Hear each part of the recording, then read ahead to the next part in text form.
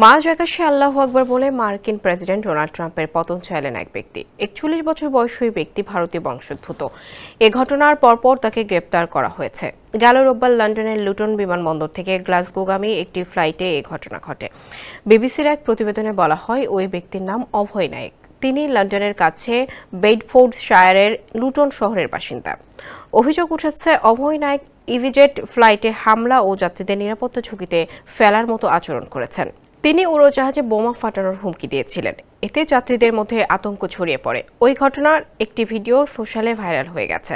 সেখানে দেখা যায় অভয় নায়েক স্লোগান দিচ্ছেন, আমেরিকার পতন হোক, ট্রাম্পের পতন হোক। এরপরই তিনি আল্লাহু আকবার বলতে থাকেন। পরে দুজন ব্যক্তি তাকে কাবু করে উড়োজাহাজের মেঝেতে ফেলে দেন। ওই ব্যক্তির এমন আচরণের পর পাইলটরা বাধ্য হয়ে গ্লাসগোতে জরুরি অবতরণ করেন। সেখানে স্কটিশ পুলিশ এসে অভয় নায়েককে গ্রেপ্তার করে।